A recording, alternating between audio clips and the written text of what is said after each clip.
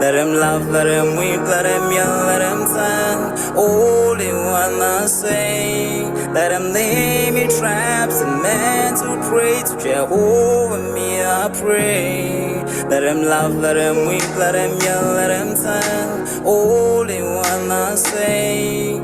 Let him lay me traps and men to pray to Jehovah, me I pray. Let I be me instead of playing games. For chasing fame, let somebody sweat the lack of flames. No, living my life to the fullest and shout out my halala to the fullest. Let my lungs out. I'm still rising up to greater heights as long as Hello, bonjour, and bonani. Welcome to Rise to Greater Heights Network, where you can turn your fears into greater success while seizing new opportunities. It is so significant to have a positive mindset, more especially under these circumstances. So this network has the potential to completely revolutionize every aspect of your life and career. My name is Dr. Riel Nkunene, and I'm going to be your host for today. So if you're watching us online, please feel free to drop in the chat box where you're watching us from and what you hope to achieve from our podcast. Today, we are surrounded by greatness in the World Wide Web. We have amazing speakers who's going to share some nuggets on how to rise to greater heights. So in South Africa, we have Bruce Wade. And once again, together, we have Chantel Botha. And in Atlanta, we have Dr. Matisa Wilburn. And in Texas, we have Don Gleason. So at this moment, I'm just going to let our speakers to introduce themselves. So you can go ahead, Bruce.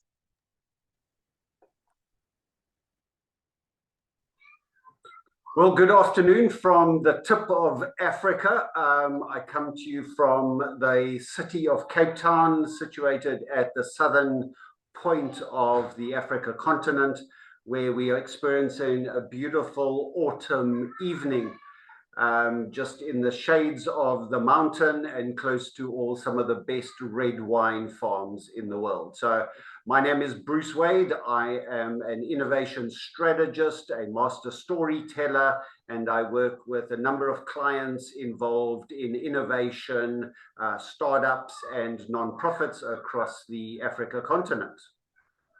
Oh, wow. It's such an honor to have you. And I love that intro. It just makes me want to fly over there to Cape Town right now, the way you've just introduced it.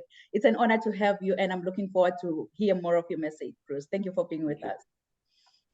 You can go ahead, Chantel, and please introduce yourself. Awesome. So good to be here, Dr. Riel. Thank you so much for the opportunity. So my name is Chantel Botha. I run a business called Dragonfly, but I am anything if unconventional. My hair is pretty normal today, but you might find me with pink hair or purple hair. You can sort of see there's a bit of purple going on there. And I love bringing this unconventionality and this message to people that you need to be who you are. You need to own that authenticity. So in my personal life, I struggled with a chronic crystal meth addiction some years ago that saw me losing everything. And it was out of that addiction and the subsequent journey in terms of personal development that I built this Dragonfly business. And what I help people to do now is to achieve the vision for their lives through identity and purpose, and ultimately help them to lead VIP lives. Wow. You are such an inspiration. And you know what? For the love of colors, yes, I can do that. I can show up pink, red, yellow, blue. I love it. It's an honor to have you, Chantel. And really, I am looking forward to hear more of your message today. Thank you. You can go ahead, Dr. Wilburn, and please introduce yourself. Absolutely. Well, hello, everyone from beautiful and sunny Atlanta, Georgia. Let me just say, I want to go to South Africa. I've been 4 times and I'm itching to get back. So when you talked about that, I was like, I got to get back to see y'all. But definitely glad to be here. I will just start by saying I am a disruptor. I am from a really small town in Appalachia called Hazard, Kentucky, and it was there that I learned the importance of both being a bridge but also being one who kind of challenges the status quo so that we can all come together. I'm a sociologist by training, professor of sociology, but I'm also a consultant and a coach in the areas of equity and impact. And basically what I do is I help organizations, I help individuals move beyond barriers, whether that's in thoughts, policies, or procedures, to make sure that we are not only all on the same page, but we all have an equal footing in this world. And I'm also the proud mother of 2 amazing teenagers and the wife of a wonderful man who also works in the nonprofit sector. So again, super excited to be with you all and to talk specifically about leadership today. Oh, wow. Wow, Dr. Wilborn. You know, I always say that the change that we want to see in this world, it must first begin with us. And that change is just you. It's an honor to have you. And I am really, really looking forward to hear more of your message, Dr. Wilborn. Thank you. You can go ahead, John, and please introduce yourself. Good morning. And again, it's a ditto's honor to be here today. And thanks for the opportunity. And it's great to be here with such great individuals. And this is going to be really exciting. So I'm a transplant from Wisconsin, the Midwest of the U.S., down to Texas. After a 27-year Air Force career, I retired down here is where the job was, and worked with a corporation. So 27 years Air Force, 27 years Air Force, 9 years corporate. And then I got into entrepreneurship. I always had a dream to help people. I loved in the military serving and helping and coaching, mentoring people and helping them grow. And that's exactly what I do now. It's leadership, training, and coaching, with a focus in on helping them tell the story of their success, connecting with their people, connecting with their past. And I do that particularly right now in career transition coaching, because so many people are lost on what they want to do, right? You know, John Maxwell wrote a book called Put Your Dream to the Test. And the first chapter was, is your dream your dream? And I help people uncover that dream and then move forward with the stories that sell the value to the companies that they want to work for. And it's extremely rewarding. I do that a lot with military, but now a lot with non-military, because there's so many people stuck, they feel stuck in their jobs and they're not really fulfilled. I want them to have a fulfilled life like I've got. Thank you. Wow, what an honor to have you, Don. And yes, our stories can help heal the world. By sharing our stories, we can impact other people's lives. So it's an honor to have you. And I am really, really looking forward to hear more of your story and more of your message. Thank you for being with us. So in the interest of time, we're gonna get started. We're gonna skip the icebreaker question, because I know some of our speakers here have to hop off the call soon. So we're gonna get started where we have Bruce Wade. Bruce Wade, based in Cape Town, South Africa. He speaks, he consults, coaches, and he coaches on a strategic narrative methodology based on the 7 principles of sustainable innovation. He believes in engineering strategic stories that speak to and develop a sustainable and profitable ecosystem to include all stakeholders. So with 15 years of corporate, followed by 25 years of experience in entrepreneurship, Bruce has authored over not 5, not 10, but 20 books on various subjects related to developing fiscal sustainability through entrepreneurship development. So he is a professional speaker and the past president of the Professional Speaking Association of Southern Africa. So kings and queens, please join me and welcome Bruce Wade. Awesome, thank you so much. It's good to be here, and I think it's good to share. We've had a really interesting week working with a group of people who are the movers and shakers in and around Africa. And I help tell stories. So I'm a master story engineer, and we're crafting that story. When it comes to leadership and innovation, there's a number of stories that people don't tell. So I just want to lean a little bit into the 7 principles of sustainable innovation. The first principle says, do the right things right, with the right people at the right time in the right place. And it's a wonderful principle, and it's kind of, there's nothing new in there until we start to unpack that. And when we unpack that, it's not a matter of saying it's not the do, and it's not the time, it's not the people, it's not the place, but the key word is there, what is right? And it's an interesting concept. I've introduced that at the beginning of a day workshop and then closed for evening supper without resolving that simple question, because it's a really interesting thing. When it comes to leadership, when it comes to innovation, if you do not know what right is, then you are wasting your effort, you're wasting your time. So as speakers, when we bring our message out to the world, when our innovators, and we bring in our offerings out into the world, or when we're changing direction, we want to be more right than we were before, because right is an ever-evolving concept. And I want to share with you a little concept that I have. It's a little rhyme. It's about as musical as I'm going to ever get in my life. And it's a little poem that unpacks innovation. Now, we know the innovation S-curve and the bell curve and, you know, the trough of this and blah, blah, blah, all those wonderful MBA business school things. But my little poem, it's a storyline, and innovation is anything, you know, it's just a story of development. And if we don't know what's happening, we're going to innovate to get going. Now, the continent of Africa is well known for making things happen when things don't work. The first world is great because you can just pick up the phone and you can order something off Amazon or go down to the local store and get something. Often in Africa, we're sitting there and it's 45-minute drive to the nearest place that you can get a Coca-Cola, let alone anything from a hardware store or a solution. So we fix things on our own. And we've learned that we're a very resilient country, and people across the continent fix their own stuff before they ask for help. And this is innovation. So the poem goes simple like this: what is, what, wow, what if, what now, why no, why yes, how now. So let's unpack that. I'm sure you didn't write that down. So we'll go through it a little slowly. We cannot start any innovation without knowing where we are. So that's the first thing. What is our current situation right here, right now? We've got to map that out there. And there's a number of tools we can do that. We can do environmental assessment and all those other things there. But you've got to know where you are.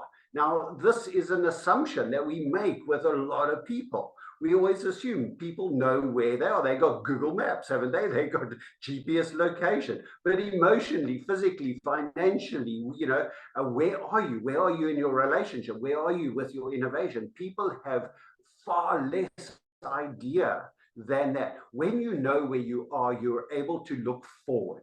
And the next one is what is, then what wow. And we take that string and we walk right to the horizon, and then we throw it over. I like to peek over the horizon into the what wow. And the what wow is a place that has no limits. We're not limited by anything other than our imagination.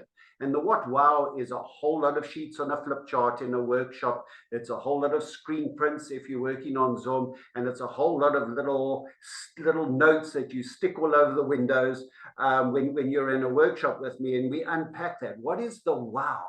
If we had no limits, what would your wow be? Now we know where we are, and we've got the what wow. And a lot of that we unpack, and we do that. And that's often where innovation starts. And that's also where a lot of innovation stops.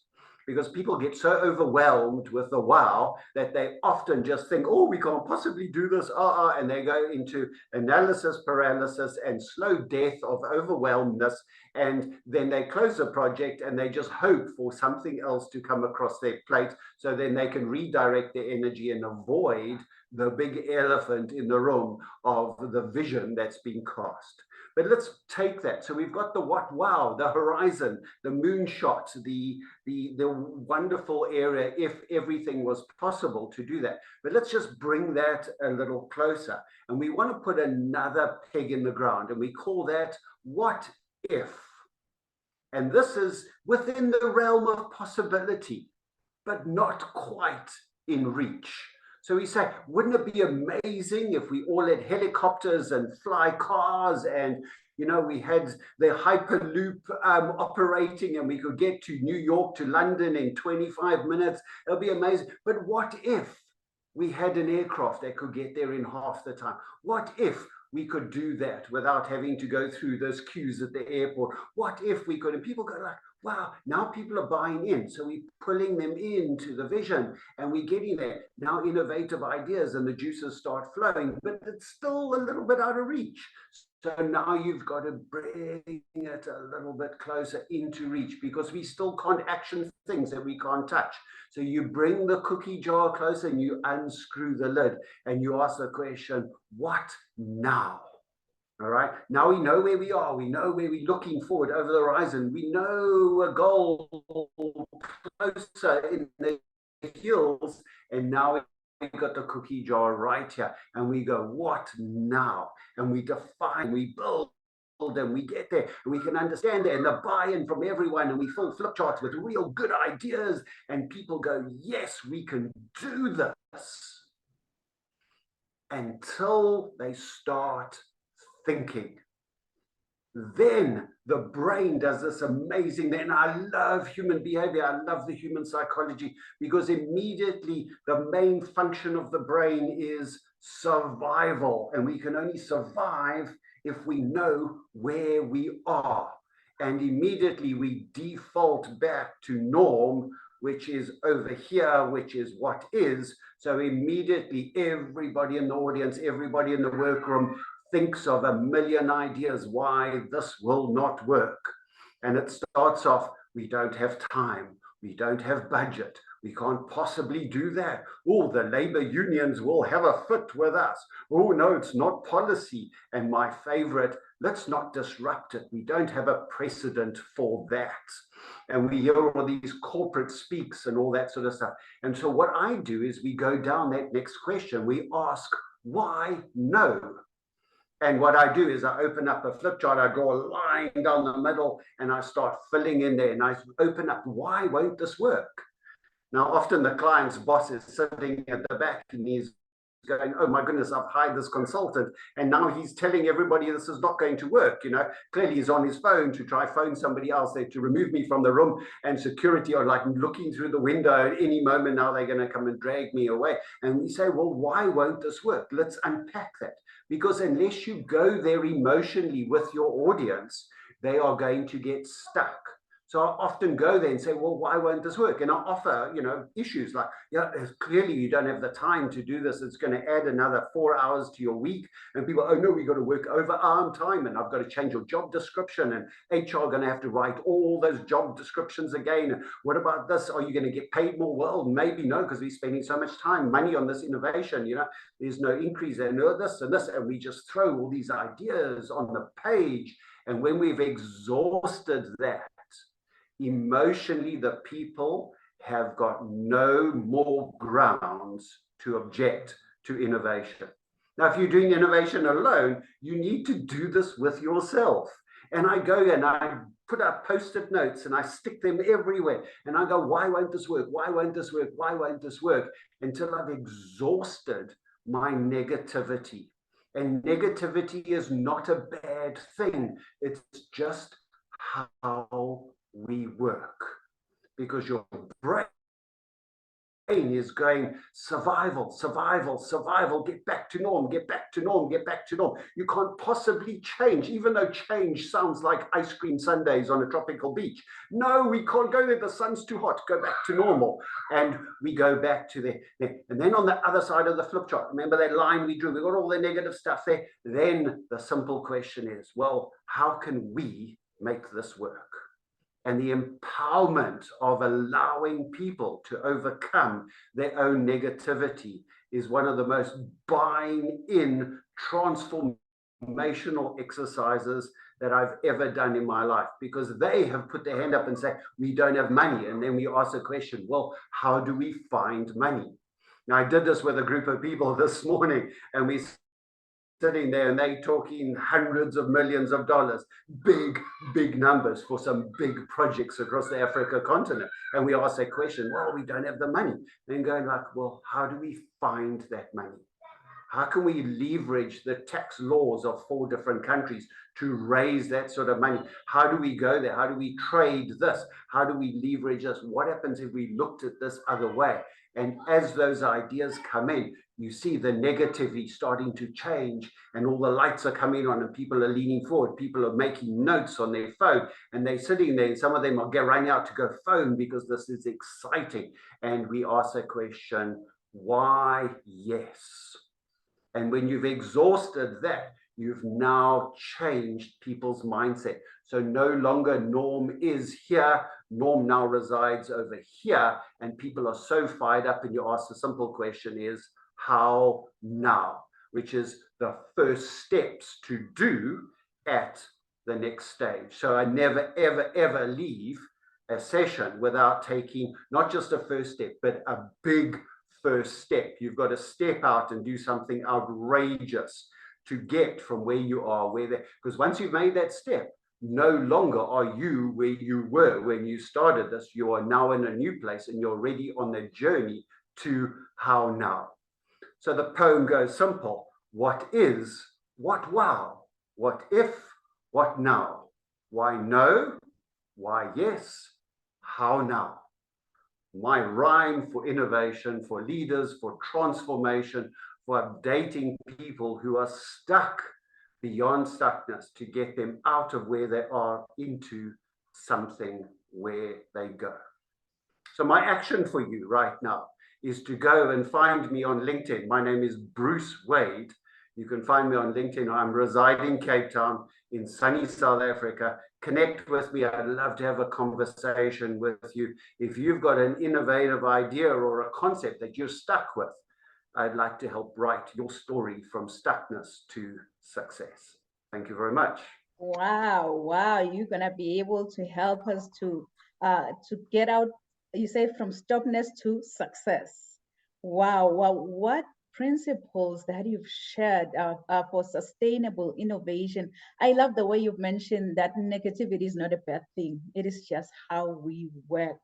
You know, as a leader, I always say that you'll have to be as creative as much as you can. Creativity, it goes with innovation. Thank you so much. Thank you so much, Bruce, for sharing such a profound, much needed message. Because as a good leader, you must be ready to transform your creativity spirit into an innovation, the way you've just explained it, that sets you apart from the rest, really. So it's high time we think outside the box as leaders when any issues arise in our lives, because this is the thing that separates a leader from a follower, is that a leader is creative, a leader is innovative. They are creative and innovative to come up with unique ideas and to turn those ideas and goals into a reality. So in order for us to join the elite club as good leaders, really, we need to focus on results. We need to focus on results, on what must be achieved by ourselves and our team. Thank you, Bruce, for such a profound, much needed message. Thank you. So again, now we're still in South Africa. We're not leaving South Africa today. We have Chantel Botha. Chantel Botha, affectionately known as the Catalyst, is well-known expert in identity-driven purpose, celebrated for her unique ability to instigate change among her clients. So recognized as a runner-up in 2021 Global Entrepreneur Expected Competition and the PSASA, yes, 2023 Speaker Factor Competition. So Chantel has earned her place as a leading voice.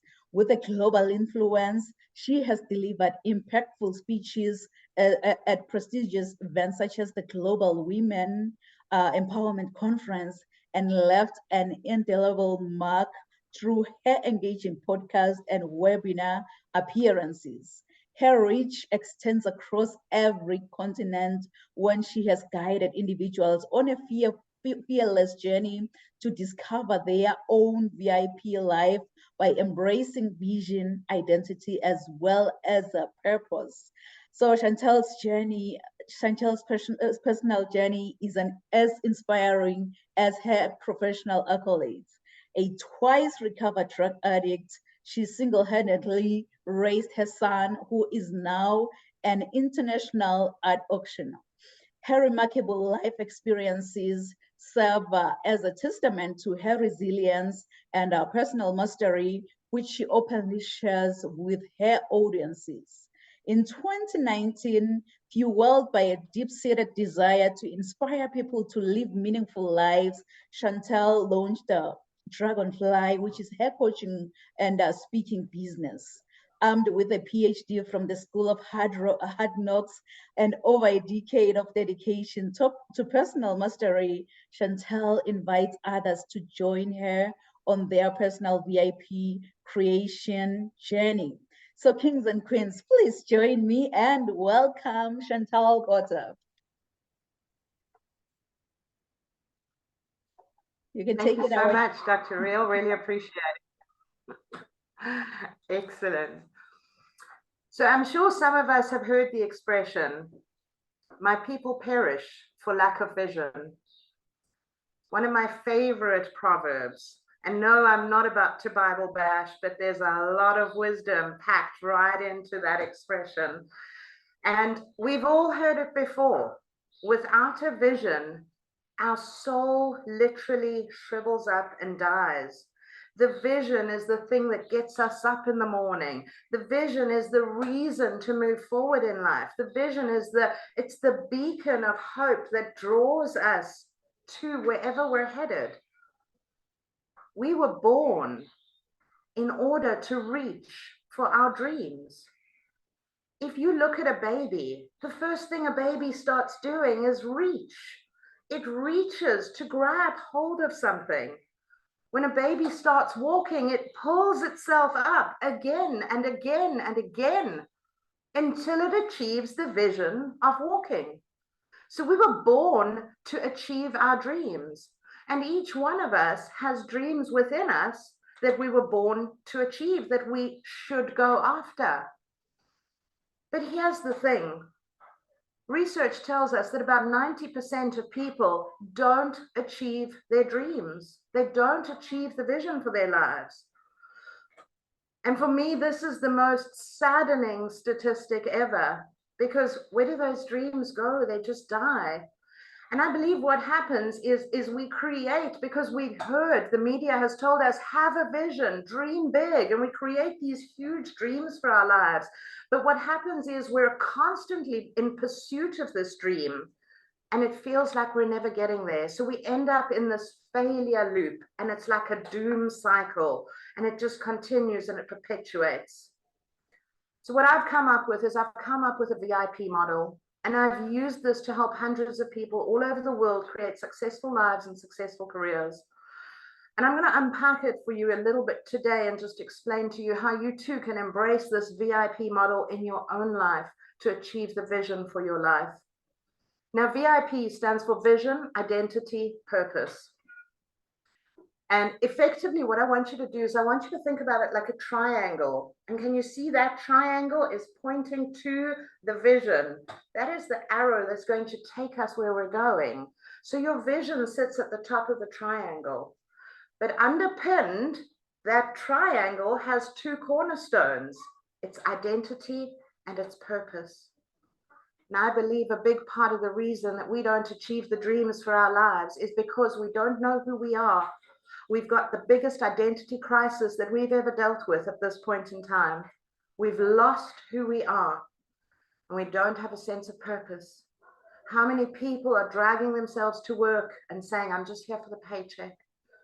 How many people can't go to bed at night and feel like they had a fulfilling day?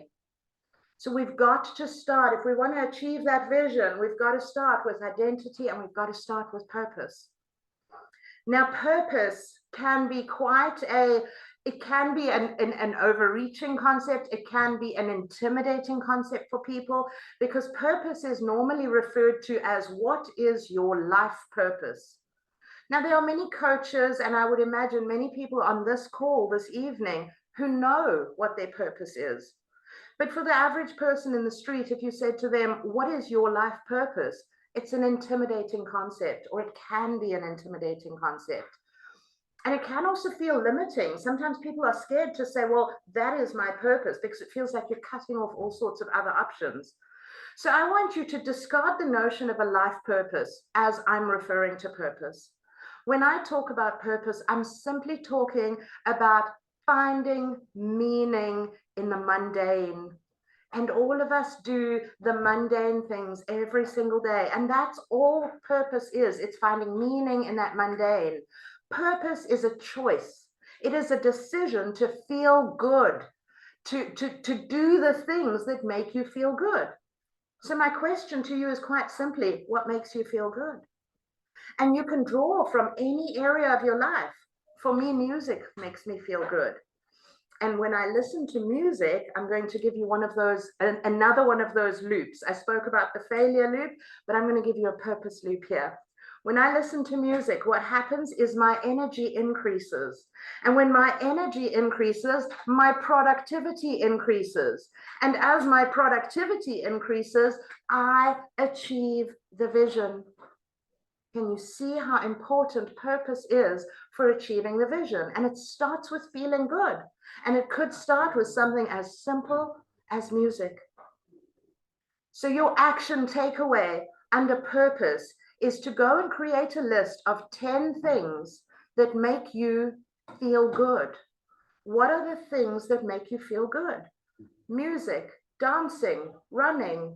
It could be things in your career. Balancing the books might make you feel good. Sure doesn't make me feel good, but it might make you feel good, right? So go and create that list of 10 things, just 10 things that make you feel good. And ask yourself, how can I incorporate more of these in my day-to-day life? And that is how you start with a sense of purpose. That is how you create this purpose loop. And the next cornerstone that we want to look at is we want to look at identity. And identity is quite simply, who are you? Now, how many people haven't you met who book themselves into these retreats and they say, I'm going to check out of the world for the next couple of days and I'm going to go and find myself? Here's the good news. You don't have to check into a retreat to go and find yourself. You can find yourself right here, right now. And it starts with committing to disconnecting from the world. Switch off social media. Switch off Netflix. Go and sit outside and breathe in the fresh air and sit with a blank piece of paper and ask yourself the question, who am I? Now, I know that's a huge question, and again, can be quite intimidating. So what I do with my clients is I do what's called an identity map. And we sort of map the layers of your identity. And there's so many layers that we can peel back. I'm just going to give you a couple of layers that you can think about here and just write down what comes to mind. We have roles in life.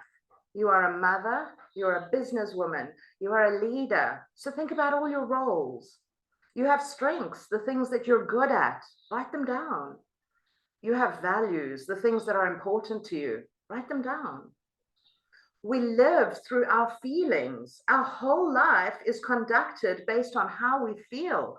Our feelings dictate our behavior. Write down the feelings that you've had in the last little while. Evaluate them, own them. They're part of your identity. Now we start scratching beneath the surface as we peel these layers back. What about your belief systems? Have you ever thought to write down the things that you believe about yourself? Have you ever thought to question them and to ask yourself, are they relevant? Do they serve me? And then we really get into the deep dungeons of your identity and we look at your shadow self. And your shadow self are the things that either you don't know about yourself, so they're your blind spots, or they're the things about yourself that no one else knows. It's the darkness within you. And yes, we all have darkness. They're the things that you're ashamed of. Write them down, own them, have a look at them, put some light on them. This is your identity. When you know who you are, you can show up as the person who's going to achieve your dreams. We will never outperform our inner self-image. So it's time you had a look what was inside there in order to achieve the vision for your life. And then finally, your action item for identity is go and write down 10 things that you believe about yourself. They could be good things, they could be bad things, they could be things from your shadow self, they could just be roles that you hold in your community. Write down 10 things that you believe about yourself. Go and evaluate them and ask yourself, do they serve me? And now we've got our two cornerstones. Remember our triangle? We've got our two cornerstones, purpose and identity. And now we can create the vision for our lives. When you create the vision for your life, have you bought into society's vision for you? Or is it your vision? And again, you need to remove yourself from society. You need to disconnect from technology and really ask yourself this question. Your dream to go to college and get that degree, is it your dream or is it daddy's dream? Your dream to buy your first property before you're 30 years old, is it your dream? Or is it the financing house's dream? How often do we interrogate our dreams for our lives? And your dream needs to be your dream. It needs to be exactly that. That is how you unlock the motivation for your vision for your life. You've got to own your dream. So your action item for vision is, you've guessed it, write down 10 things that you dream of. Write them down, but then go and interrogate them and ask yourself, whose dream is this? Is this my dream for myself? Is this dream underpinned by my sense of identity? Is this dream underpinned by who I am authentically, my sense of purpose in the world? Or is this society's dream that I've subscribed to? And you might end up crossing a few of those dreams out. And so we come back to this failure loop. So when you're trying to achieve all these dreams and buy property and all of those things, release yourself from those dreams that don't belong to you. And that's how you close that failure loop immediately, because suddenly you're aligning your dreams with who you are in the world. So as I wrap up, I'm going to read you a stanza from my absolute favorite poem. It's called The Invitation by Oriah Mountain Dreamer. Some of you may know it. And this stanza just encapsulates living with purpose and abandon. I want to know if you can be with joy, mine or your own.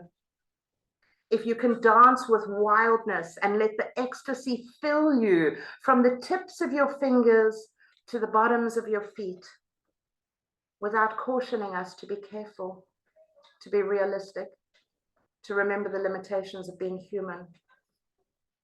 So my question to you today is, your VIP life is exactly that. It is yours.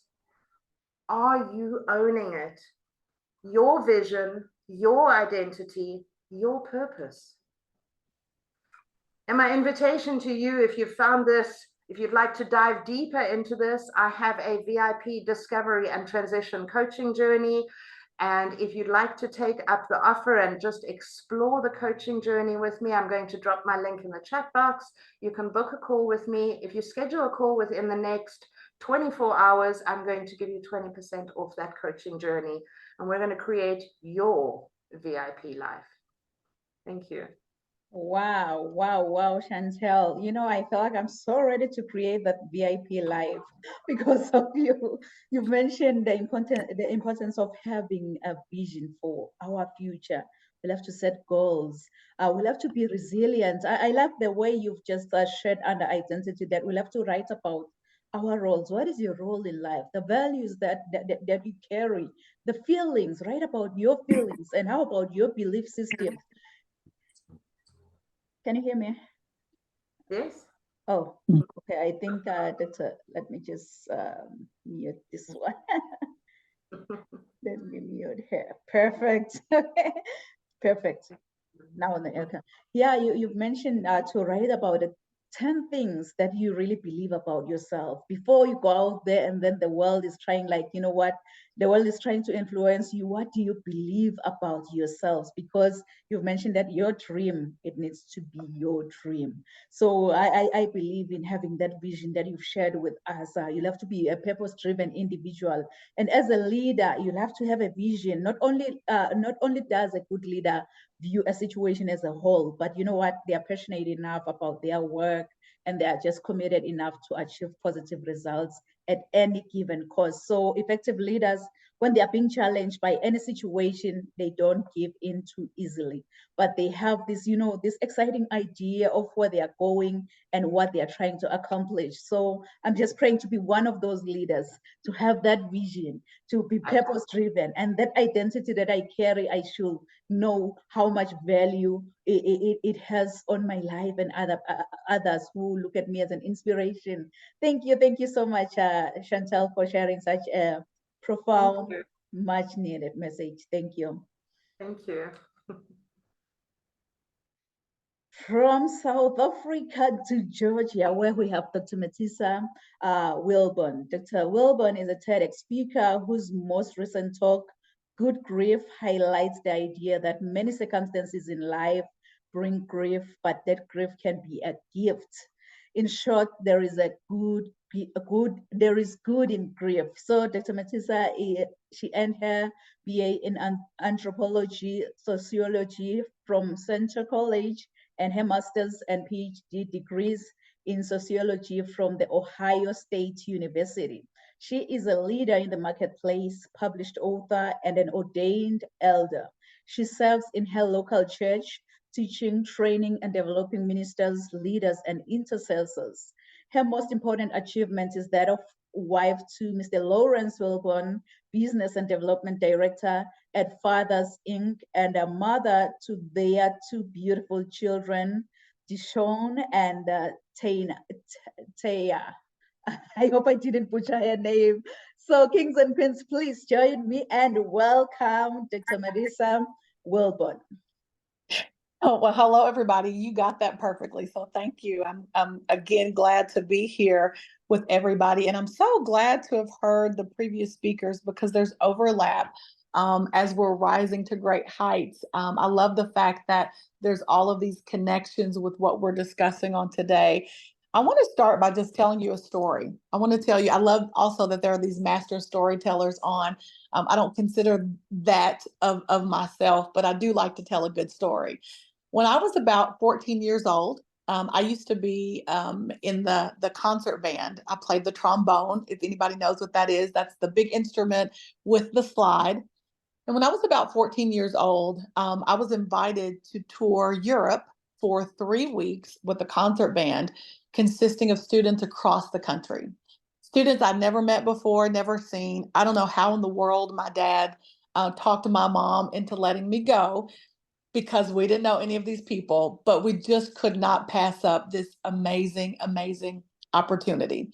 So we're in about a week in, we're touring, we're at these various churches, we're at events, and we're playing, we're learning each other. I am one of the youngest, actually, I was the youngest person there. I was the only person of color, and I was the only person from Kentucky. It was a great, great experience, one of the best I've ever had. But it really did set up the trajectory of who I saw myself as, or the call that I felt like I had. So I'm 14, we're sitting on this tour bus, and in Italy, the bus broke down. So here you have these high school students with a lot of angst, And so as we're sitting there waiting for this tour bus, one of the students comes up and decides that he's going to tell a joke. Well, without going into all of it, as you can imagine, this student actually told an off-colored joke. Now, I'm the only person of color there. I'm the youngest, and I was mortified. I'll be very honest. I'm sure my face turned blood red, and I'm telling this for a reason, because I think it's important for all of us to see. And as I set up this experience, like, I am literally going down in my seat.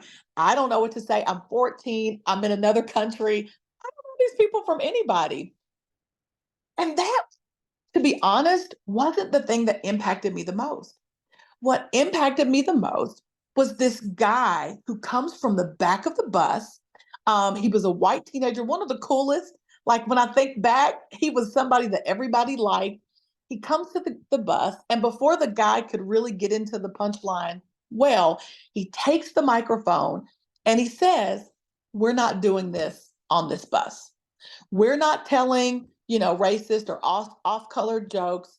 And then he proceeds to say, I have a nephew who is biracial and my brother-in-law is Black. The reason that impacted me so greatly was because it was a moment that could have negatively shaped my life. But in fact, it made a positive impression because this young man did what I would come to call, he acted upon disruptive leadership. He disrupted what was happening in the moment. And rather than that bringing division and making the rest of my 2 weeks horrible, it actually was good because this young man did what I feel like we could all do, not because he was the chaperone, he wasn't the oldest, he wasn't the adult in the room, but he had made a decision, somewhat because of his personal experience, that he was going to disrupt what could have been to create consensus. And I'm telling you, that became the absolute best trip of my life. And I won't tell you how many years later it is, but all of these years, I've recounted and thought about that particular incident. So I'm going to talk today for just a few minutes on what I call disruptive leadership in the 21st century, leading from within and from behind. Leading from within and from behind. So I've developed this model through coaching and also my consulting that I do with nonprofits and organizations that I call the Disrupt model. And I'm not going to go too much into the model itself. I'm going to talk about leadership specifically, but the disrupt model for me is dismantling and disrupting internal thoughts and or external barriers. It's rebuilding inclusive and empowering spaces. U stands for utilizing support systems to move forward. 4 is creating a pathway, and that's the P, to alignment with purpose, and that connects with our last speaker. And then also, I believe in the power of teaching others or paying it forward. And that's what I do with my coaching clients as well as my DEI clients all the time. And again, I think that is super important because everything rises and falls on leadership. And if we can have leaders who are willing to absolutely disrupt the status quo, I believe that not only will we be better and more aligned as individuals, but we'll also create consensus. I will say also at the outset, as a courageous and disruptive leader, I believe that a lot of what we're seeing in our world today can absolutely be impacted for the better if we understand and we employ these disruptive leadership models, not again as a way to create division, but absolutely to create consensus and to bring everybody together. Let me tell you how. When we think about this idea of leadership, it's popular. Everybody talks about leaders. I don't have the number. Oh, I do have the number in front of me. If you look on Amazon, if you just Google the word leader, there are 57,136 books on leadership. So we're kind of obsessed with this idea of leadership. When we think about leadership, though, and what I call disruptive leadership, I actually think it's pretty scarce. Because when we think about leadership, we usually are talking about leadership without. So when we think about the definition, I think Don quoted John Maxwell earlier, one of my favorites. John Maxwell defines leadership as it relates to being able to have people follow you, right? But it's essential when we think about leadership that we're not just talking about influence and how we can get other people to do what we're asking of them, which we know is a component of leadership, but it's also thinking about leadership from within. There's another person that talks about leadership, Ed Sheen, as the ability to set outside the culture and to start evolutionary change. Again, thinking about how it is that we can get people to do the things that we're asking of them. Another leadership person that I'm actually really fond of is Bishop T.D. Jakes. He is a mega church pastor in Dallas. I watch and read a lot of his stuff. And he talks about leadership as someone, or a leader as someone who is able to take a thing and make it grow. Super simple in his definition. But again, this points to how it is that leadership impacts and influences externally. I believe that when we talk about leadership, we actually have to, especially in the 21st century, we have to really focus on leadership within. If we really want individuals to be influenced, if we really want things to grow, we have to really look at ourselves from within to see the kind of leader that we are. So I want to give you 3 things that will make us better leaders, specifically disruptive leaders. Number 1, disruptive leaders embrace vulnerability. Now, if you go back to my grandpa's, age, and you go back to even before that, leadership, certainly leaders were not supposed to be vulnerable, right? You don't you don't allow people to see the holistic person. You're supposed to come in and be decisive. You're supposed to be tough. You're supposed to be firm. And that really made for good leaders. And of course, we know that implicitly those things are important. But what if I told you that leaders should also be able to demonstrate at some point uncertainty? I know that's counterintuitive, right? That we're supposed to have some emotional exposure. Again, there are people who are saying absolutely, positively not. What I want to say, though, what I want to submit in 21st century leadership, vulnerability has to be at the helm of what we do as leaders. That to disrupt the status quo, we have to be able to identify with our staff. We have to be able to show enough of ourselves as a holistic person to be able to express and demonstrate empathy so that staff members trust and value what you say, not just because you are the leader of a company of an organization, but because they understand that you are a person just like they are. Vulnerability is not often associated with leadership, yet it is a powerful quality that can absolutely positively transform the way that we do leadership within organizations. It's extremely, extremely important. Now, the work of Brené Brown really describes vulnerability in the ways that I talked about before, that it includes uncertainty, that it includes risk, that it includes emotional exposure. Why is that important? Because when I can acknowledge my own imperfection, when I can acknowledge my own fear, when I can acknowledge my own uncertainty, I can not only demonstrate humility, but I can invite others to do the same. In other words, I can absolutely positively give people permission to show up as their whole selves. Can I just say this, and hopefully we can receive it and at least think about it? When people come to work in the 21st century, they don't want to take off all of the roles that were talked about in the talk before. When I show up, I am a mother, I am a wife, I am someone who is part of a faith community. I do show up as someone who has a background in Appalachia. I show up as a woman and a woman of color.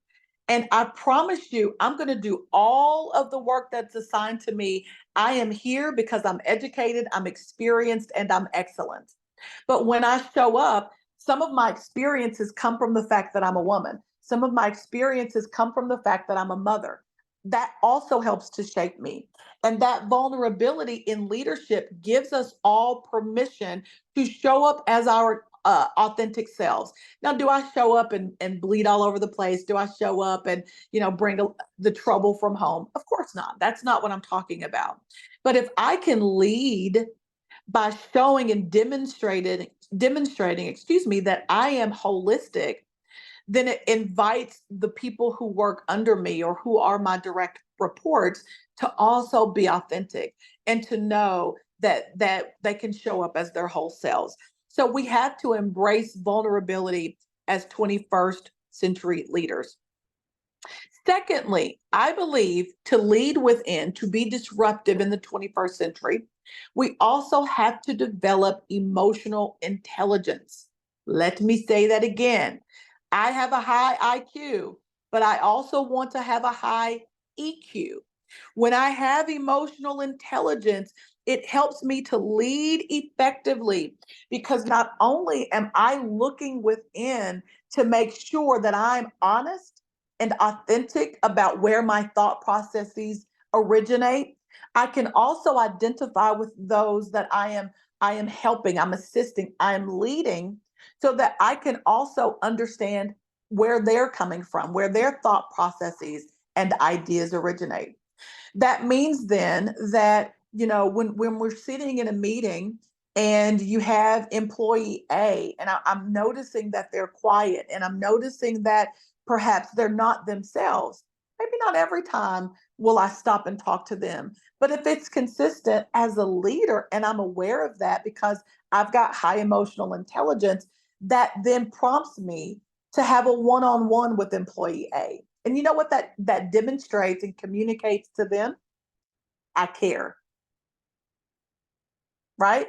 I don't just care about the work that they do. I care about who they are as a person. Let me give you a quick example. When I was teaching full time, I had a student, and I certainly was a leader within my classroom, a leader on my campus. I had a student who just really was inward. She came to class every day, very bright, very engaging normally, but she came to class very within herself, not very open, not very engaging, not very talkative. Well, I called her into class after the class was over and just kind of asked her what was going on. Why? Because my EQ suggested there's something more going on. Once I talked to that student, I found out she was having major issues at home. She was a caretaker of a disabled mom. She had a lot of pressure on her. I volunteered to walk her to the counseling center myself. Did I have to do that? No. Did I want to do that though, as someone who understands what it's like to be a caretaker of a mom? She wouldn't have known that. But when my mom was in hospice, I was the one who was there with her every day. My emotional intelligence connected with what was going on with her. And I, as the leader, didn't send her to counseling. I took her. That student shifted, changed, and did well graduating from the sociology department. So as a leader, I have to, first of all, embrace vulnerability.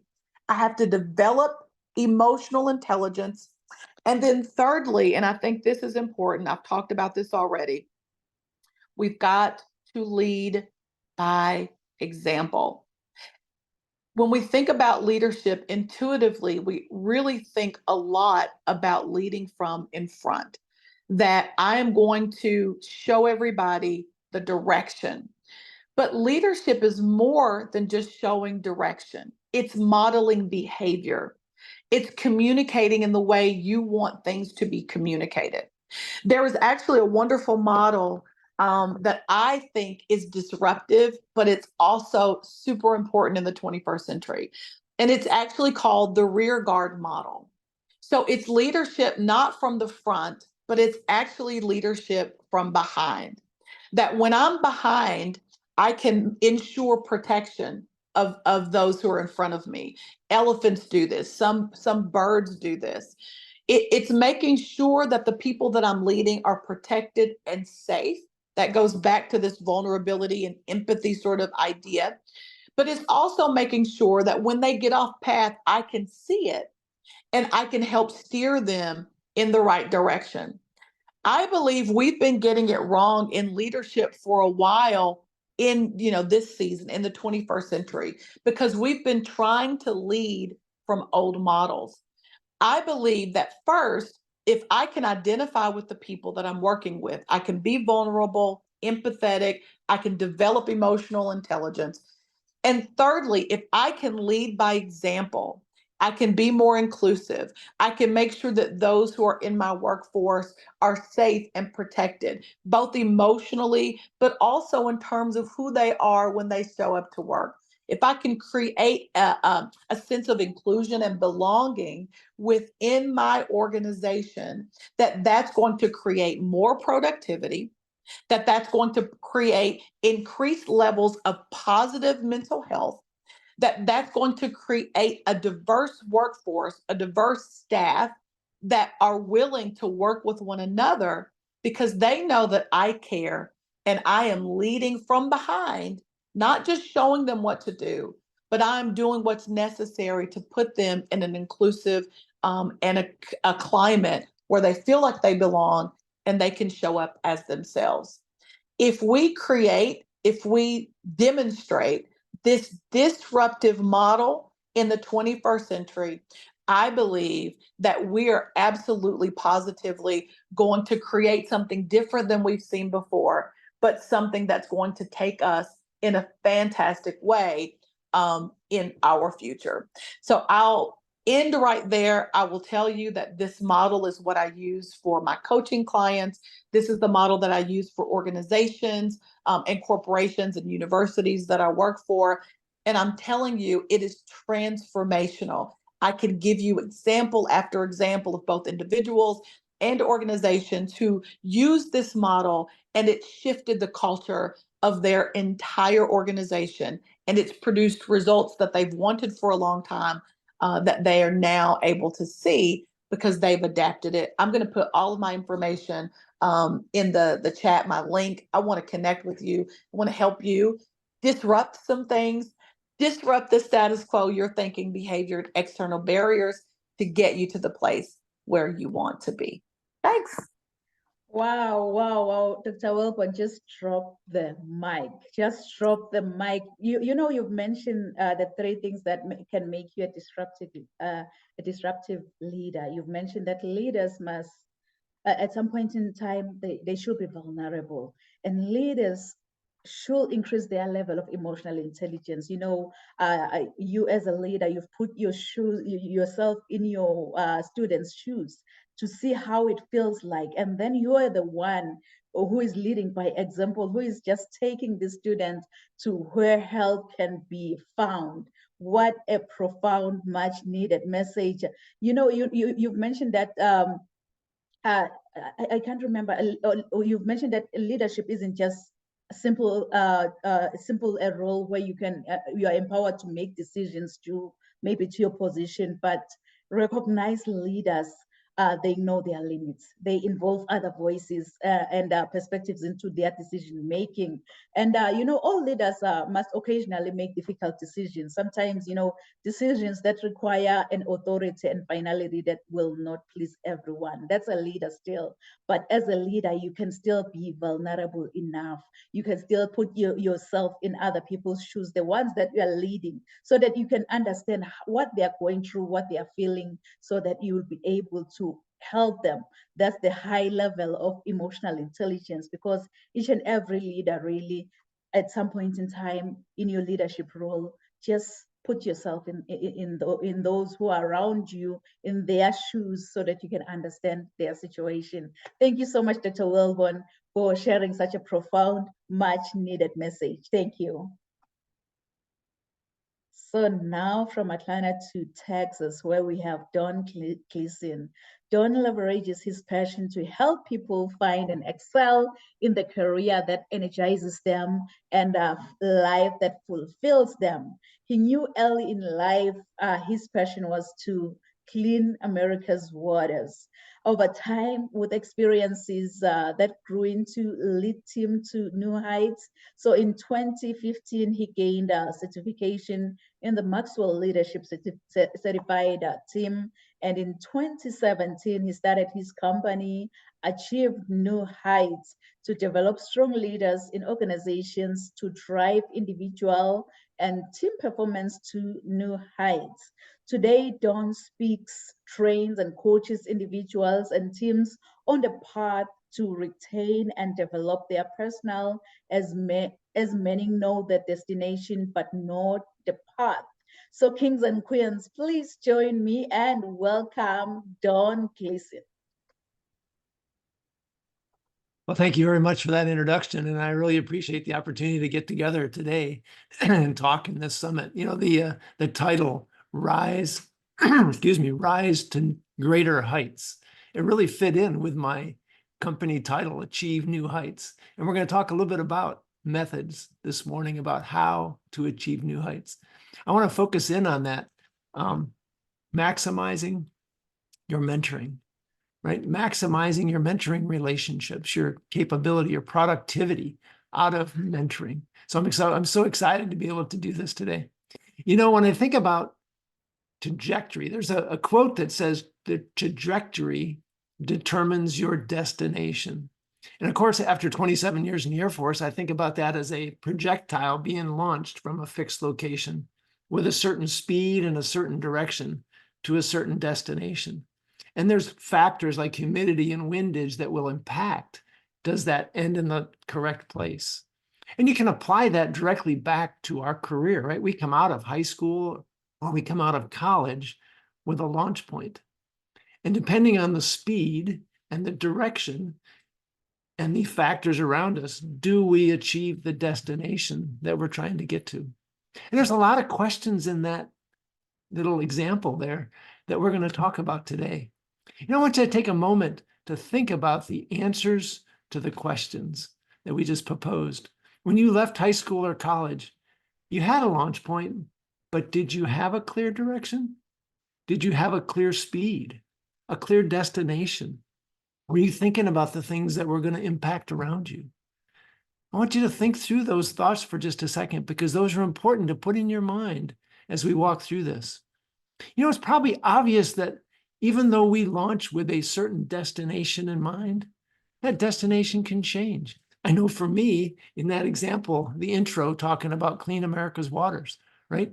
Ever since the 5th grade in 1970, the first Earth Day, I got really excited about the environment. I saw the impact of pollution on America, the dirty rivers, the contamination, the impacts of like lead in the air impacting our kids and their learning capability. And I decided at that point I was going to do more than just going to be an environmental steward. I was going to be an environmental change maker. I wanted to clean America's waters. The problem was in 1982 with the recession, I had 454 rejection letters from companies that were not hiring at that time. And I had to figure out what I was going to do, right? My destination changed. I wanted to be a wastewater treatment plant designer. So now I said, I'm going to join the Air Force. I'm going to get 4 years of experience and come back out.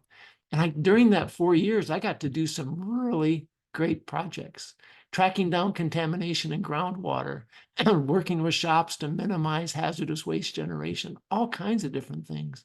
And I won various environmental awards. But as I progressed through that career, I stayed beyond 4 years because I loved it. You know, we talked earlier, Matissa was talking about I think I was actually Chantel talking about the passion and the energy. And I had this energy and I kept going in the Air Force that lasted 27 years. And as I progressed, I got into leadership positions. And I loved serving others, adding value to others, and just helping them achieve their direction. So I had several informal mentors that helped me on that path from environmental to leadership and to now coaching and speaking about leadership. So let me ask you a question. When you do that kind of change, do you do it by yourself? Or do you reach out to others to ask them questions, to gain their experience, to get their guidance, to help you in your path? Now, I would say, I hope it's the latter, right? Because there's a quote out there that says, if you want to go fast, go alone. But if you want to go far, go with others. And I really struggled with that for a little bit. I thought, well, that's not going to help me any, because as I talk to more people, they're going to slow me down. As they give me ideas that may not relate, that's going to slow me down. I'm not going to get where I want to go. And then I realized, well, let's think about that for a second, because if I only rely on myself, I'm limited by the thinking I have, the experiences I have, the research I can do. But if I work with others, I now expand that knowledge, expand the experience, expand all the information sources they can get to, and I have much greater capability to go farther. You know, mentoring is often a misunderstood concept when we think about reaching out to others. Sometimes we observe leaders in our organization and we think that's mentoring. That's really observation. Sometimes we reach out to our boss and we observe the boss, but is the boss really trying to mentor us, or is he just managing our timelines and our tasks? And a lot of times we reach out to our friends and we think they're mentors. Again, we're observing them, but I talk to so many people and they play golf and they go fishing, but they never really talk about ways to improve. And I don't know if that's really mentoring. But everyone needs a mentor. Everyone needs to do the 4 things that I want to talk about. And actually, there's 7. I've only got time to talk 4 this morning. And as I give you a link, it's already in the chat. There's a link there to a guide that I've created, a checklist of 7 items. And I would love to talk to you about how to apply each one of these as we go through them. So there's 4 areas. Let's start through those. The first one is, are you intentional? You know, every great athlete or business person who really succeeds in life has created a dream, a desire. They have a destination they want to achieve. They create that plan, they create the task, and they hold themselves accountable. I think back to a story about Kobe Bryant with the Los Angeles Lakers. The day after they won the NBA championship, he was in the gym at 4 a.m. preparing for the next year. He knew that if he could get 1% better every day, he could keep moving forward and win the next championship, because the second is harder than the first, and the third is harder than the second. So you've got to be accountable and to stay on that path. You know, the world is full of athletes and business people that are far more intelligent and athletic than the ones that have succeeded, but they didn't have the plan and the discipline to go through that. You know, the difference is that average of the 5 people that are around them, that are supporting them, that are helping them, that are guiding them and moving them forward. So are you intentional? You know, until you have the routines that work, it always requires to keep going back and tweaking. So here's that first question I want to give you. When you think about intentionality, are you intentional on your growth? What are 3 ways you could be more intentional? Let's just write that down and think about that. And I would love to talk to you about those as we talk about how we maximize your mentoring, maximize your destination, the opportunity to get to where you want to go, because you have that dream and you want to make it happen. So number 2 is value the process. You know, we overestimate the event and we underestimate the process. John Maxwell says that growth doesn't happen in a day, it happens every day. And we've got to be thinking about that. The world is full today of microwave leaders.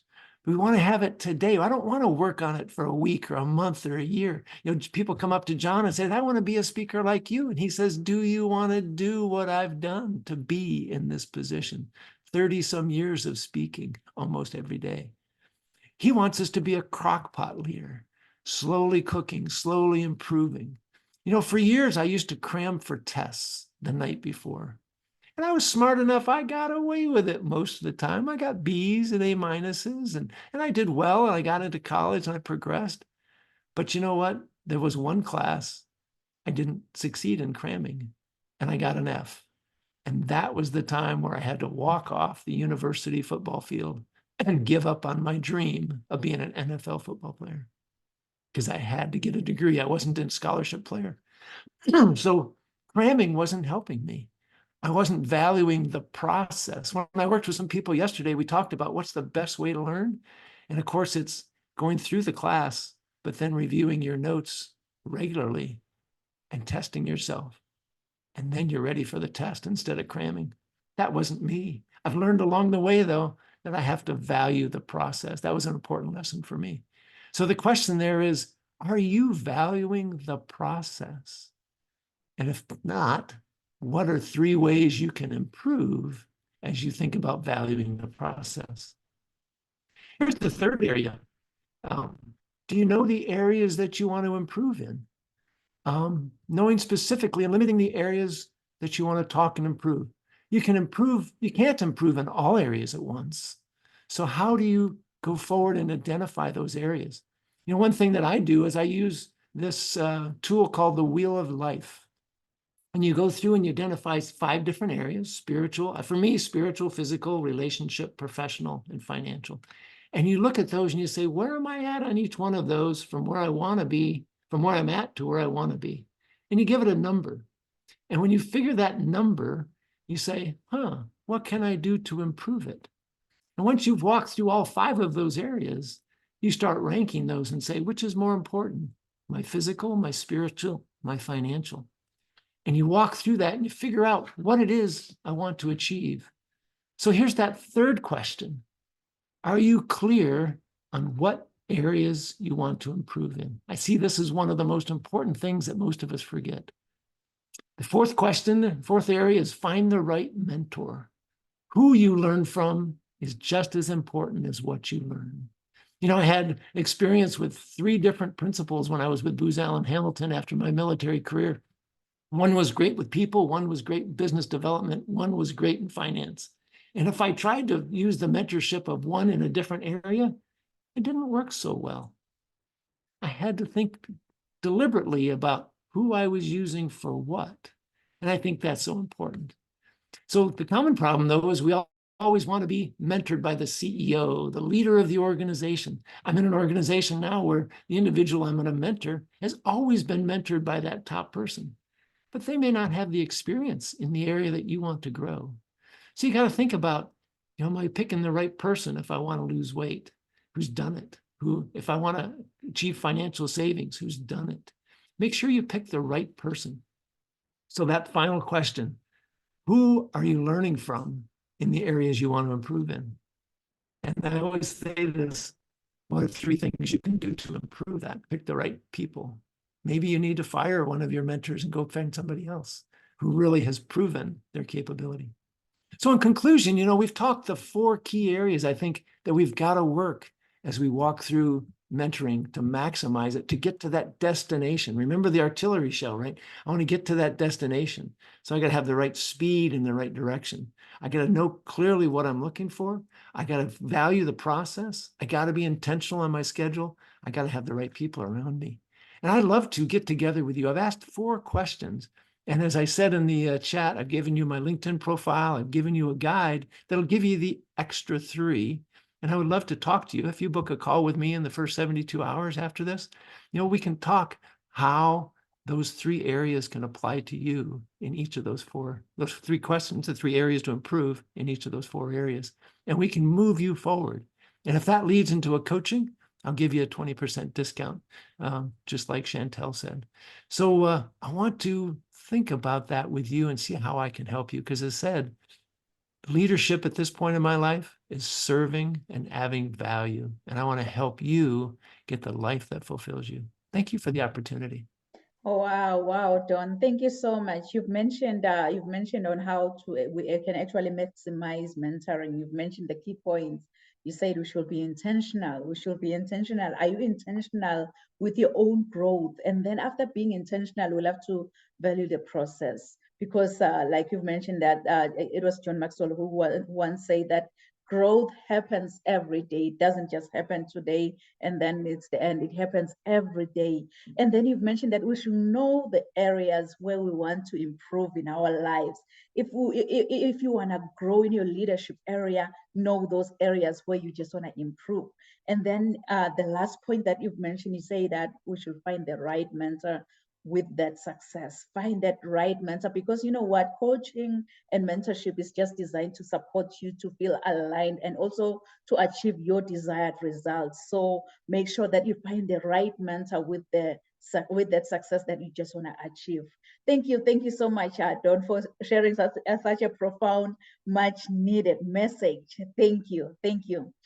And now to our audience online, if you happen to have any questions, if you happen to have any questions for Bruce and Chantel, just drop them in the chat box. If you happen to have any questions for Dr. Wilborn or for Dawn, drop the questions in the chat box, and you know what, we're going to come back and attend to your questions. Just drop them, and we're going to come back and attend to your questions. In the interest of time, I'm going to be the next and final speaker. But before I speak, what I'm going to do, I'm going to share my bio with you, and then I will come back and speak. So please do enjoy.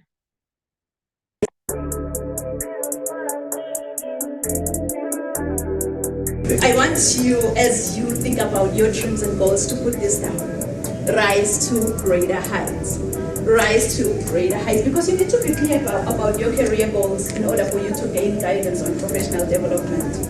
Really, my goal as a mentor or as a coach is so simple. My goal is to study your current situation, identify limiting beliefs and other potential obstacles that you might be facing, and then design a plan of inspired action to empower you to pursue success and drive sustainable.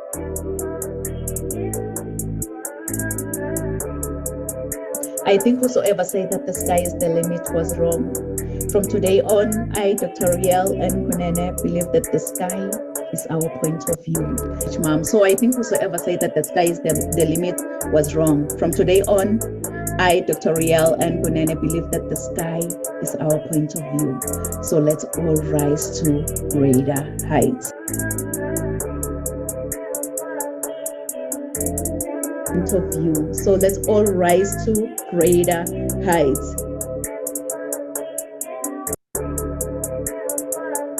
Rise to greater heights. Dr. Nampumelelo Rial Kunene is an international human rights policy analyst who consults on policies and procedures related to human rights compliance. She is a highly sought-after, energetic, certified Lace Brown international speaker. This passionate leader holds a PhD with a discipline in leadership and business. Dr. Rial N. Kunene is the author and host to Rise to Greater Heights, a book and YouTube channel to turn your fears into greater success while seizing new opportunities. She is also a coach, mentor, and an MC, well known for encouraging many to rise from mediocrity into greatness. Her vision is not only to motivate, but also to empower audiences with a fresh perspective inspiration they require to pursue success and drive sustainable outcomes.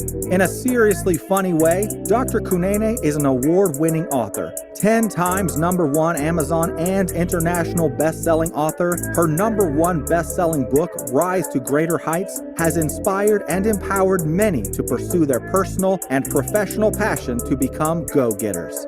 As a trainer, diplomacy protocol officer, and strategist, Rial believes that we are in full control of our choices. Her mission is to meet the needs and transform lives of her clients and her audience. She is also a true advocate for creating new policies that uphold human rights and prevent human rights violations. Dr. Kunene's purpose is to teach everyone about human rights and help organizations understand and promote human rights. Her goal is to study your current situation, identify limiting beliefs, then design a plan of inspired action to empower you to achieve specific outcomes in your life. This change maker, trailblazer, and revolutionary is pushing boundaries and creating a real change worldwide. Like a phoenix that never accepted defeat and rose from its own ashes, she wants to challenge you to unleash your greatness and rise to greater heights. Dr. Rial N. Kunene wears many hats. As a professional certified sales manager, CEO, certified travel counselor, publisher, medical esthetician, philanthropist, and a commissioner for oaths, following her dreams gave her purpose to see her goals through and understand that she does have everything she needs to reach her full potential. Her everyday message is that your journey to be a better person starts with you. So knowing who you are to your core will make you understand that you are the only one who can accomplish your dreams. Hebrews 11, Psalms 27 and 40 keeps her to rise to greater heights. The sky is no longer the limit, but now the sky is our point of view. So let's all rise to greater heights. Kings and queens, please join me. Welcome, Dr. Rial N. Kunene. Wow. Just following after you, thank you, amazing speakers. Following after you, really, you've set the bar high. I was like, you've already shared all the nuggets on how you can actually rise to greater heights as an individual. So what else is left for me? Bruce, he shared about the 7 principles of sustainable innovation. And then Chantel on the other side, she shared about the importance of having a vision for your future. And then Dr. Wilborn, she shared about the attributes of effective leadership, what the three steps that you can take actually to become an effective leader.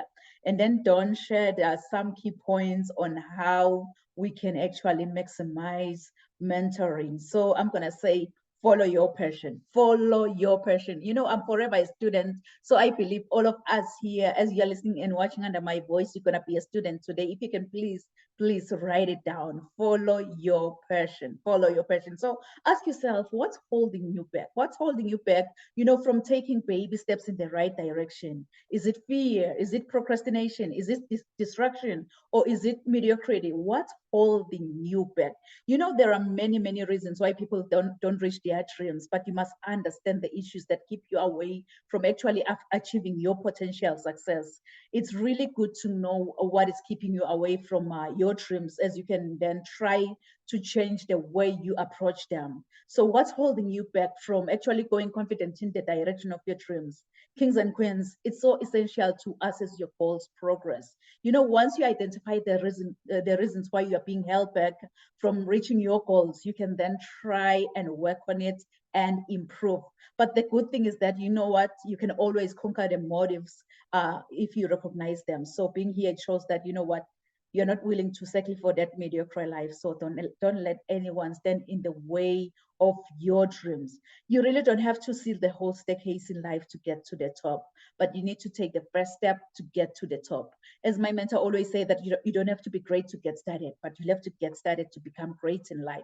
So get started today. Get started today by fueling you with the right information in order for you to be able to rise to greater heights. But you know what? Many people, they know what their passion is, but they're kind of frustrated by the process of trying to turn their passion into profit.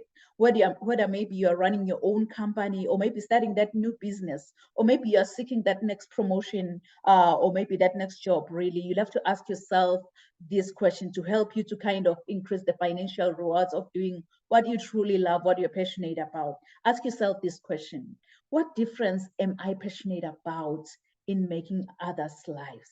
What difference am I passionate about in making in others' lives? Notice I didn't ask you, what are you passionate about? Because I know right away you're going to tell me I'm passionate about this and that and that. But instead, I just want you to determine the purpose of your passion, which is using it to positively impact the world. You know, the type of drive, it will attract opportunities that often leads to raises, job offers, as well as a new business. So in order for you to turn your passion into profit, you'll have to fulfill a purpose in other people's life. You must fulfill a purpose that others need or want. When you focus on your passion, then try to turn your passion into profit by impacting as many lives as much as you can. In that way, trust me, you will have a winning formula. So it's a wake-up call, kings and queens. And in the interest of time, it's a wake-up call to turn that passion into profit, to turn that passion into your purpose, really. But in order for you to turn that passion into profit, when that alarm clock goes off, please, please, please don't ever hit the snooze button. Don't be like, I'll wake up in the next 2 minutes. I'll wake up in the next 4 minutes. You know what? Forever is a long time. Why don't you wake up and get going and turn that passion into a career? So what I'm going to do, I'm going to provide the 8 secrets that I've actually used in order for me to build my income generating business, in order for me to turn my passion into profit. So if you follow the same system that I've used to build an income generating business, just doing what I truly love and what I'm passionate about, trust me, you will be on your way to success. If you can, please write it down. Write it down. These are the 8 ways that you can actually go from passion to profit in no time. You'll have to allow yourself, with step number 1, to dream big, but start small. Dream big, but but start small. Yes, in the early days of launching your business, you are still in the learning stages. So you need to kind of, test the waters first. Whatsoever you're gonna do is gonna be scalable. So you're allowed to dream big, but start small.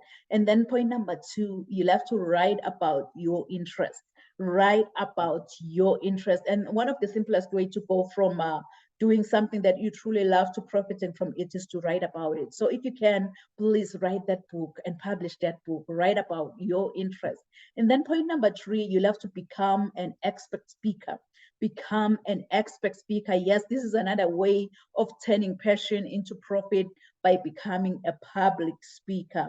So go out there and get the training and become a public speaker. And then point number 4, you'll have to create a product. You can also create a community, or you can create a course, but you'll have to create something. Yes, create something. So to turn your passion into profit, you could create a product, you can create a community. But this is an excellent way of really turning your passion into profit by having that community. If you can, just go on Facebook, create that community amongst Facebook groups, and then start sharing your passion to that community. And another easier way is to create a course. So it's easier now than it was before, just to create and sell your course online. And then point number 5, you'll have to become a coach or a consultant. Yes, I've mentioned that. Become a coach or a consultant. If you're wondering how to kind of monetize your passion and love being a leader and helping others, consider becoming a coach or a consultant on the subject that you're passionate about. Yes, become a coach or a consultant.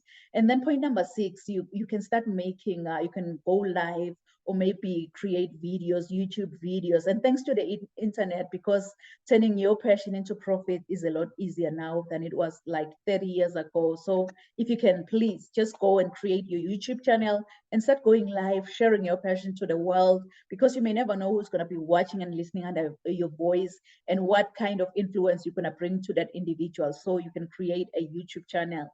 And then point number 7, this is my favorite, one of my favorite, really. You'll have to network. Believe it or not, but networking, it can be a great way to profit from your interest. So go out there and search for local events and try to build with like-minded individuals, get to know their business so that they can also refer your business. So go out there and network. And then the last point, I'm trying to rush because we are running above what the time or what allocated time that we have today. You'll have to host an event. Yes. Point number 8, host an event. You could also consider like hosting an event around whichever topic that you're interested in. Event virtual, event in person, but you can host an event, a summit, a webinar, or something that can just bring people together. So maybe if you really are interested in how to get started as a public speaker, as an author, as a coach or consultant, or maybe a podcast host, you can visit my website at www.risetogreaterheights.com and learn more about what I offer. And by the way, I offer training on everything that I've mentioned here today, because you know what, growing up, I didn't have much in life because my father decided to have an early departure from this planet Earth. But I thank God that I missed that flight, because I'm still here. I'm still sharing my message. I'm still impacting as many lives as much as I can, because I had everything because of my mama's love. And I love you so much, Mom. So I think whosoever said that the sky is the limit was wrong. From today on, I, Dr. Riel Ngunene, believe that the sky is our point of view.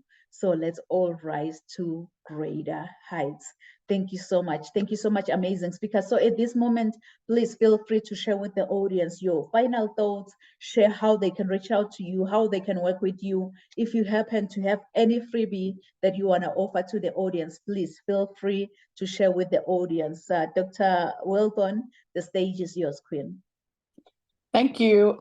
This has been phenomenal. Again, thank you so much for allowing me to come on and share. I've learned from all of the amazing speakers. Thank you for just being an amazing, gracious host. The information that you shared, even though it was quick, it was phenomenal. I'm going to go to your website myself. I just appreciate a platform where we can all share. Again, my whole, my purpose is to disrupt and to help others do the same. So for anyone who feels like they've got so much to offer, but their thoughts are stopping them, maybe it's their background, maybe there's something external, I would love to be able to work with you both individually, but also for organizations who are looking towards being more equitable. You know that you want to create a more inclusive culture, but you just don't know what to do. I've been doing this for about 20 years now, and I've done it in a number of different industries. I would love to talk to you about strategic planning. I do training. I work with organizations on policies and procedures. My goal is for us to disrupt. I was disrupted to disrupt. So you're welcome to connect with me, all social media platforms at Matisa Wilbon. I do have a free resource on my website.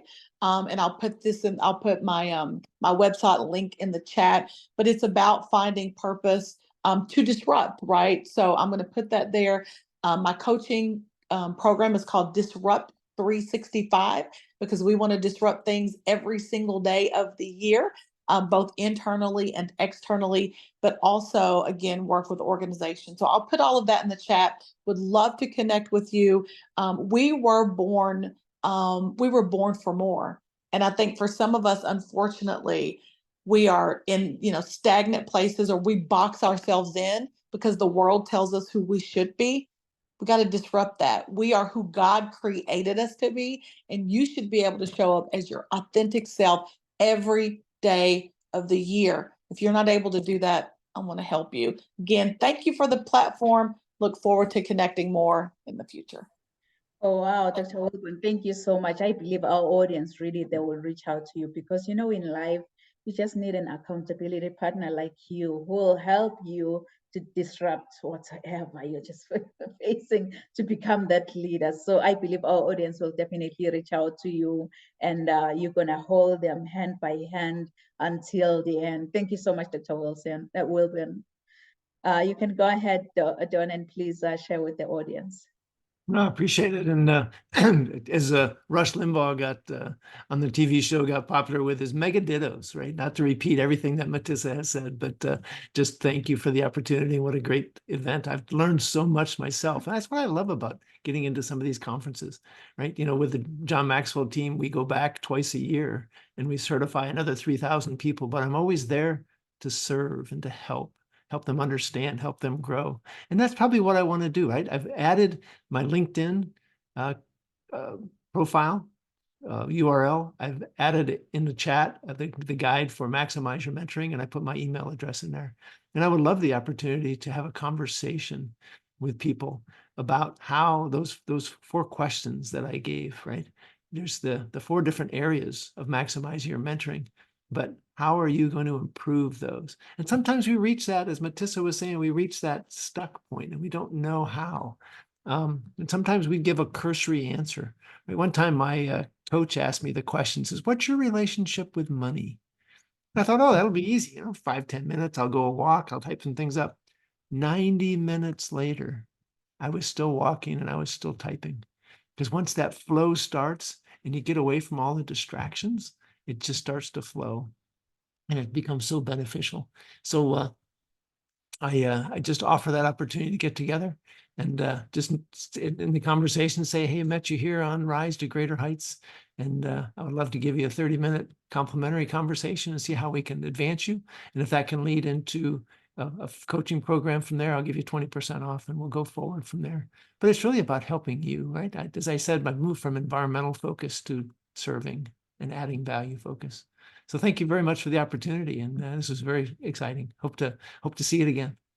Oh, wow. Thank you so much, Don. For someone who really wants to add another value onto another person, you are the one. And I believe that our audience will definitely reach out to you because they need that value that you're going to bring into their lives. That's something I've learned about mentorship and coaching, really, is that it's a win-win. You learn from your mentee, you learn from that individual that you are coaching, really, as well as you're trying to pour yourself to that person. So I believe you're the right person for our audience to reach out to. Thank you so much, Don. Thank you so much, for being with us here.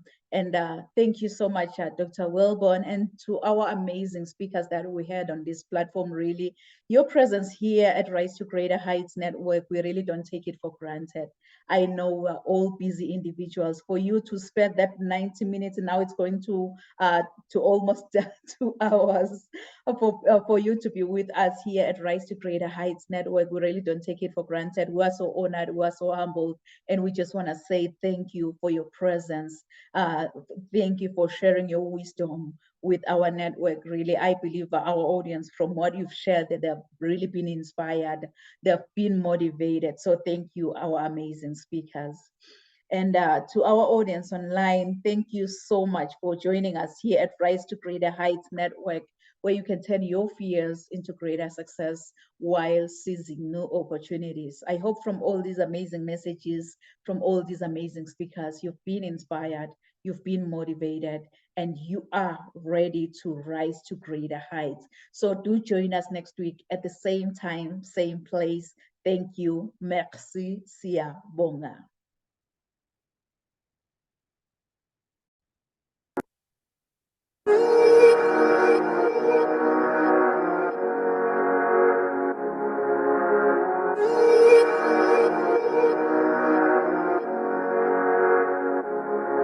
Let him laugh, let him weep, let him yell, let him sing. All they wanna say. Let him lay me traps and men to pray to Jehovah, me I pray. Let him laugh, let him weep, let him yell, let him sing. All they wanna say.